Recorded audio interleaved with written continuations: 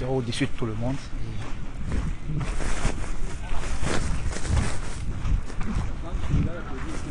Non, non, ils ont leur stade.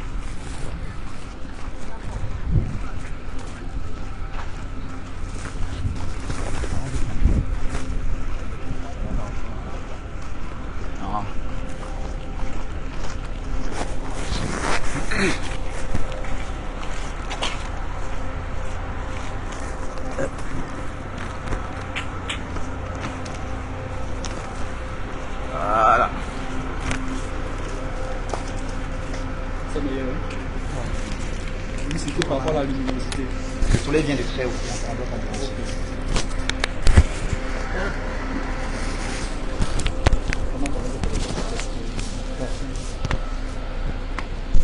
Là, ça va pas commencer à compter, non? Si. Ah bon? C'est dégagé.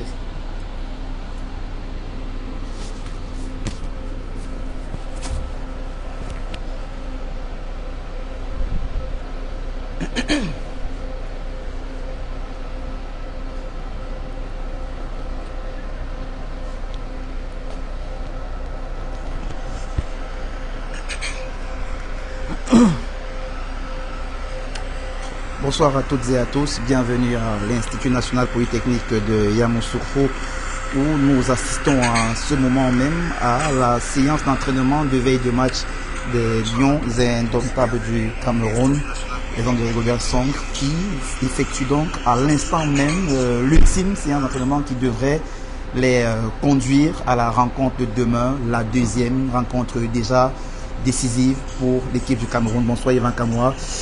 Bienvenue parmi nous. Les Lions sont déjà dans une sorte d'obligation du résultat des demain. Monsieur Alain Denis Ikoul, effectivement, c'est un match déjà pratiquement couperet qui s'annonce demain face au Sénégal pour Rigobert Song et ses hommes. Après le faux pas d'entrée face à la Guinée, il faudra éviter un second faux pas pour ne pas se compliquer un petit peu la vie et être obligé de gagner lors de la dernière rencontre face à la Zambie pour entrevoir une chance de qualification pour le second tour de la compétition. Et donc c'est ça, je pense qu'ils devront garder en idée que le match de demain, c'est le match où ça passe ou ça casse pratiquement et qu'il ne faudra pas un autre faux pas pour leur être préjudiciable pour leur avenir dans cette compétition. Alors on a suivi les conférences de presse d'avant-match des deux sélectionneurs, on a vu tout à l'heure Rigobert Song qui a d'abord avoué qu'il apprend, il continue d'apprendre parce qu'évidemment il a essuyé beaucoup de critiques sur ses choix tactiques, et même la gestion globale de la rencontre. Est-ce qu'aujourd'hui, face à une équipe du Sénégal qui est très motivée aussi, lorsqu'on sait qu'il y a des sortes de clash entre le Cameroun, favori historique de la CAN, et le Sénégal, qui est une sorte d'étoile montante du football africain, est-ce qu'aujourd'hui, Rigobert Song a les armes, évidemment, pour pouvoir rivaliser face à cette équipe du Sénégal? Déjà, il faudrait que Rigobert Song à un moment arrête avec cette arnaque sur le plan de la communication, de toujours dire après 2 ans qu'il est en train d'apprendre. Nous sommes d'accord que la vie est un éternel apprentissage, mais lorsque vous êtes à la tête d'une équipe comme celle du Cameroun, vous n'êtes pas là pour toute la vie, vous êtes là pour un moment et à partir de 24 mois, 23, 24 mois déjà, vous pouvez plus continuer à dire que vous êtes en train d'apprendre. On doit pouvoir commencer. Autant c'est lui qui disait au début de son mandat qu'il faut du temps. Je pense que 2 ans c'est largement suffisant pour un entraîneur qui a de la matière, qui a de la répartie et qui sait vers là où il veut mener son équipe pour pouvoir commencer à laisser déjà entrevoir le squelette de quelque chose de positif. Mais malheureusement, pour Rigobert Song, jusqu'ici, on constate que même sur le premier match, il a tatillonné. Regardez par exemple en conférence de presse tout à l'heure, il dit demain tout le monde sera à son poste. Pour moi, c'est une communication qui me gêne. On a l'impression que sur le premier match, il ne savait pas quel joueur joue à quel poste et que c'est sur ce match-là qu'il a découvert le poste des joueurs qu'il a lui-même sélectionné. Donc moi, ça me pose un problème. Maintenant, sur la deuxième partie de ta question, oui, le Sénégal, clairement, sur les 5-6 dernières années... On va légèrement te couper, Yvan, juste pour vous dire à l'instant, amis internautes, que vous pouvez l'apercevoir. C'est le capitaine des Lions indomptables du Cameroun, Vincent Aboubakar, qui s'entraîne à l'écart. C'est la première grosse information de cette séance d'entraînement. Aboubakar qui, ce n'est même pas du footing qu'il est en train de faire. Il fait de la marche simplement aux abords de la pelouse. C'est dire qu'à quel point la situation de sa cuisse pourrait être davantage complexe. On laisse poursuivre votre analyse, Yvan. Oui, par rapport au Sénégal, je disais c'est une équipe qui, sur les 5-6 dernières années, est en constante progression. Aliou Cissé, par contre, contrairement à Rigobert Song, a réussi à bâtir une véritable équipe. Et quand tu la vois évoluer, cette équipe du Sénégal, tu sens que c'est une équipe qui vit bien en groupe. Pour reprendre les mots du président de la Fédération camerounaise de football, c'est un groupe qui est humainement bon. Et sur le terrain, ça transparaît. De l'avis d'ailleurs de pratiquement tous les bookmakers, le Sénégal est le principal favori de cette édition de la CAN, et ce n'est pas pour rien. C'est dû non seulement au fait qu'ils sont tenants du titre, mais que depuis le titre en 2022 du côté du Cameroun, c'est une équipe qui n'a pas baissé en termes de niveau. Au contraire, on a plutôt l'impression qu'elle s'est améliorée.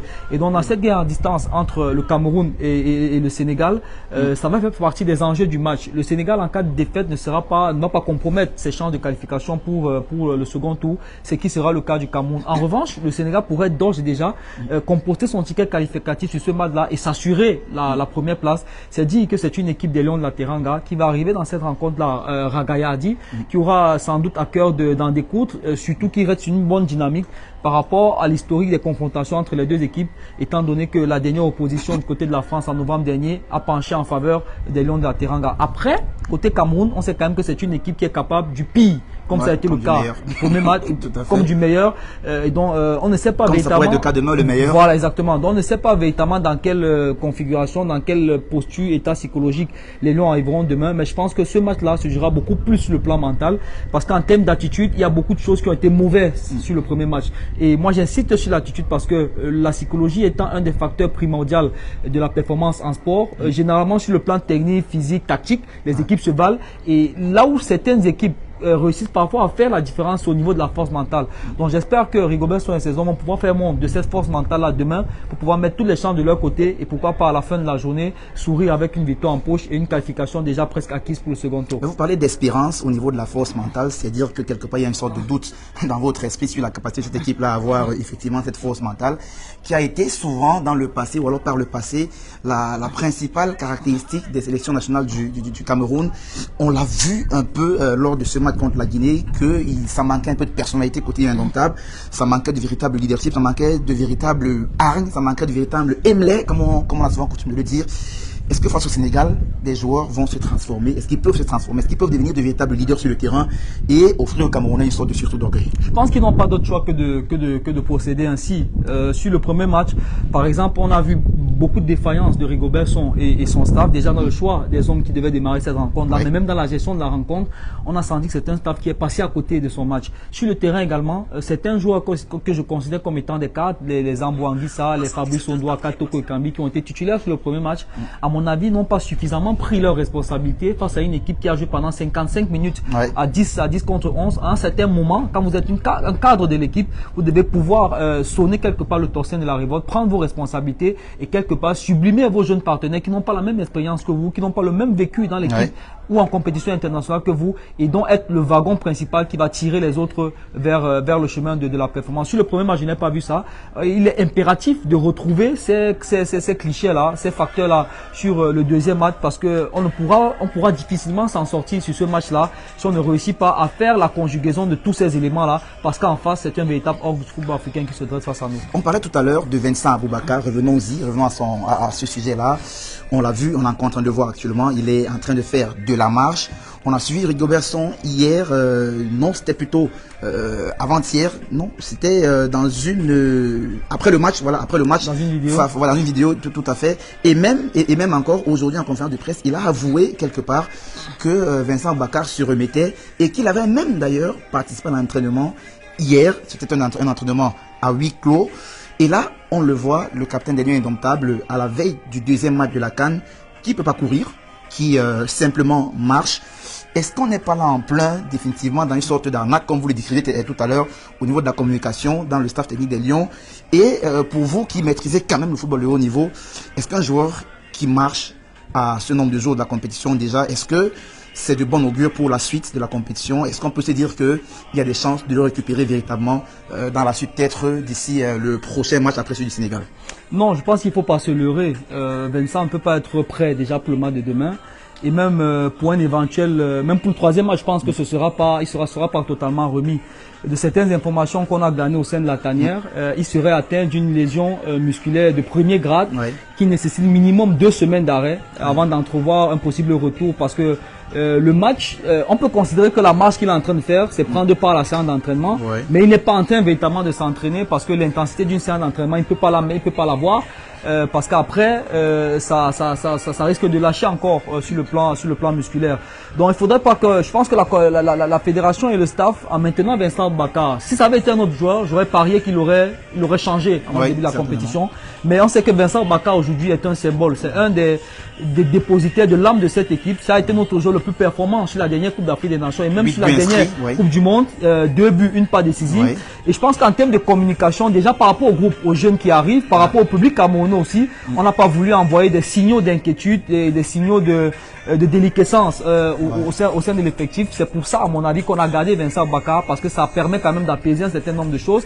Et là, c'est pas anodin s'ils le font marcher pendant ces séances d'entraînement. Il y a des journalistes qui vont faire des prises de vue. C'est un message à l'endroit de l'opinion publique. Exactement, c'est un message, une forme de communication. C'est de la communication, mais je pense que sur le plan physique, sur le plan sportif, Vincent Bakar ne pourra pas être prêt pour demain. Et même pour le troisième face à la Gambie, moi je ne le vois pas pouvoir jouer ce match. Il y a un autre joueur, ami internaute, et mon cher Yvan, qui lui aussi a montré des signes d'inquiétude, juste à l'issue de la rencontre face à la Guinée. C'est Christopher Wu. Tout à l'heure, il était avec l'ensemble du groupe. Mais là, depuis quelques minutes, comme on peut l'apercevoir à l'écran, Christopher Wu est parti rejoindre le médecin qui est en train de lui administrer des soins sur son genou. Donc, il a dû un peu quitter l'ensemble du groupe. Christopher Wu, incertain si cette inquiétude arrivait à se confirmer demain avec une absence. Est-ce que ce serait une inquiétude ou alors une situation inquiétante pour les Lions indomptables du Cameroun? Il fait partie des joueurs qui ont régulièrement été titulaires depuis au moins la Coupe du Monde. D'ailleurs, on va en faire un cadre, la défense centrale. Au Qatar. Mais là, il a le genou strappé. On a vu qu'il a dû interrompre la séance d'entraînement pour aller se refaire un strap par le staff médical. Dans ce contexte-là, le genou quand même, c'est une partie vitale pour un footballeur. Ça va être compliqué de le voir jouer demain. Je pense que l'encadrement technique ne devrait pas prendre de risques. C'est un match qui est suffisamment important pour se tirer une balle dans le pied en faisant démarrer un joueur qui n'est pas à 100% de ses potentialités physiques. Donc je pense qu'il gagnerait à faire jouer ceux qui sont capables sur le plan physique de pouvoir être à 100%, de pouvoir répondre à les duels. On sait qu'un défenseur central, il est constamment au duel, il est constamment dans l'impact. D'ailleurs, la blessure au genou qui contraste, c'est sur un duel. C'est sur un duel. Donc là, sur le but que les Lions concèdent. Voilà, ça va être compliqué quand on sait en face qu'il aura l'armada offensive du Sénégal qu'on connaît. Ça va aller au charbon et donc il ne pourra pas être suffisamment sur ses appuis pour pouvoir répondre présent dans un secteur de jeu dont une erreur peut directement conduire, peut directement être fatale. Ça va être compliqué. Donc, étant donné la situation, là il est en train de se faire frapper le dessous du genou. Je pense que ça va être compliqué et le staff technique, à mon avis, gagnerait à ne prendre aucun risque avec lui pour demain et mettre ceux qui sont à 100% de leur potentialité. Faire revenir par exemple Castelletto dans l'axe. C'est la question que je m'apprête à vous poser. Quelles sont les solutions qui pourraient donc s'offrir à Rigobert Song et Sébastien Millet pour suppléer à Christopher Wu? Je pense que quand on regarde ce que Rigobert Song a fait ces derniers temps, il y a 2 possibilités qui s'offrent à lui. La première, puisqu'il a lui-même dit aujourd'hui en conférence de presse, chaque joueur évoluera à son poste. Donc ça va de soi que Castelletto va naturellement reprendre sa place dans l'axe. À côté de qui, moi je pencherais pour Moukoudi, qui me semble être beaucoup plus intéressant que Ouba Gonzalez par exemple. Mais après on l'a vu en difficulté, en situation de poursuite souvent face à des Guinéens plus véloces, plus rapides, surtout. On sait que la dextérité sur le plan physique, ce n'est pas forcément le fort de Moukoudi qui a d'autres qualités. Un grand gabarit. Voilà, et donc en termes de complémentarité, Castelletto qui lui est plus vif, ça peut se compléter. Moi je pense que c'est la paire idéale dans le cas où on évolue avec une défense à 4. À côté de ça, on a vu Rigobert sont testés régulièrement sur les derniers matchs la défense à 3. Donc c'est une autre possibilité qui s'offre aussi à lui. Maintenant, il faudra choisir les hommes. Mais ça va de soi que je pense que Moukoudi, Castelletto, ce sera la défense qui jouera demain. On va aller dans un schéma, à mon avis, qui me semble être un schéma simple, dans un 4-3-3 ou un 4-4-2. Parce qu'aller tester un schéma comme le 3-5-2 ou le 3-4-3, qui est un schéma en termes une certaine maturité, une certaine autonomie des joueurs qui animent le système. Ça peut s'avérer suicidaire face à une équipe comme le Sénégal. Et donc une défense à 4 à plat, avec pourquoi pas Castelletto qui reprend sa place de droit dans l'axe de la défense aux côtés d'Harold Moukoudi. Alors, puisqu'on parle des joueurs qui pourraient être alignés dans ce match de demain, reculons d'un cran et rentrons dans les buts. Est-ce que tu comprends le débat sur l'éventuelle titularisation ou non d'André Onana? Pour moi, il n'y a pas de débat. Pour moi, il n'y a pas de débat, c'est clairement le meilleur à ce poste. Je pense que dans cette équipe, c'est pas pour manquer de respect à ces challengers. Il y a un passif, il y a un contexte. Oui, il y a un contexte, c'est vrai. Mais aujourd'hui, la logique voudrait qu'on aligne des joueurs qui sont performants. En plus, André a ceci de particulier. À une certaine époque, on avait des joueurs comme Samuel Eto'o qui avait ça. C'est-à-dire qu'il a une certaine aura. Ouais. Quand l'adversaire voit que dans les buts, c'est André Onana qui joue quand même à Manchester United, qui joue les plus grandes compétitions, qui est dans le top 3, top 4 des meilleurs gardiens du monde. Ça représente quelque chose. Et lors du premier match, dans une analyse quelque part, j'ai relevé un fait. Fabrice, son déficit de jeu au pied nous pose problème. Et on l'a vu contre la Guinée. Parce que c'est une équipe qui joue bas, vous avez besoin d'un gardien qui soit capable d'avancer un peu dans le terrain pour pousser le bloc et qui soit capable sur les transitions offensives, avec son coup de pied, sa qualité technique, de faire une relance longue, trouver directement un attaquant devant et sauter les lignes. Or, avec Fabrice, c'est pas possible. Or, André, non seulement il nous offre cette assurance-là sur le plan technique, sur le plan qualitatif, pour moi, il est meilleur. Et en termes d'aura, il a quand même quelque chose qui dégage, qui est capable de sublimer ses autres parties. Je parlais de sublimation tout à l'heure. Lui, par contre, il est capable d'apporter ce supplément d'âme-là à ses autres coéquipiers. Donc, pour moi, étant donné qu'il a passé 4 jours dans la tanière, il n'y a pas de débat pour moi à faire entre Fabrice Ondoa et André Onana. Si peut-être on avait gagné le premier match, encore que là, ça aurait été discutable, on aurait pu poser le débat sur la table, mais là, pour moi, il n'y a absolument aucun débat. Est-ce que c'est lié au résultat ou alors c'est lié à la capacité intrinsèque de chacun des deux gardiens? Non, le résultat, pas au résultat, c'est surtout lié à la capacité, au potentiel des deux gardiens et les éléments que je venais d'évoquer. Et si on parle d'un passé récent, on en a quand même le gardien qui a été régulièrement titulaire sur les deux compétitions que le Cameroun a joué ces derniers temps. Et donc, en tant que tel, pour moi, comme je l'ai dit, il n'y a pas de débat possible à ce niveau-là. Mominga Maleu, qui n'a pas été aligné comme titulaire la dernière fois. On a vu Franck Marie qui a été préféré sur un flanc. Et de l'autre côté, c'était Georges Kevin Kodo et Karl Toko Ekambi à la pointe de l'attaque. On est d'accord là-dessus, les internautes avec nous aussi, que c'était pas les meilleurs choix forcément. Peut-être pas au niveau des hommes, mais au niveau de leur disposition. Est-ce que demain, Rigobert Song, oui, il a produit des changements, certainement sur cette ligne d'attaque. Demain, comment est-ce que vous la voyez, cette ligne d'attaque des Lions indomptables du Cameroun? Je pense que Marie reprendra sa place dans l'axe. On a déjà vu que le but qui marque, il le marque de quelle position? Dans l'axe. Vous ne pouvez pas prendre un attaquant qui est purement axial. Sur un match comme celui-là, décider de l'aligner sur le côté parce que c'est contre-productif, parce qu'il n'a pas les prédispositions qui lui permettent de jouer à ce poste-là. Et vous avez un Toko Ekambi qui lui, par contre, peut jouer à ce poste, mais vous l'avez mis dans l'axe. Donc je pense que demain, c'est pas sûr pour moi, je m'avance un peu dans les pronostics que Toko soit titulaire, mais je pense qu'on va décider de garder la dynamique quand même pour Franck Marie qui a été buteur. Et je pense que c'est lui qui est parti pour occuper le flanc de, le front de l'attaque en pointe de main. Et au milieu de terrain pour sortir définitivement, on reconduit le trio Kemen, Cham et Franck Zambo Anguissa, ou alors on met Neyou à la place. Non, moi justement c'est ce que j'allais dire, moi je remettrais Neyou. Parce qu'Olivier Kemen l'utiliser devant la défense, pour moi, ça réduit un peu ce qu'il est capable d'apporter à cette équipe.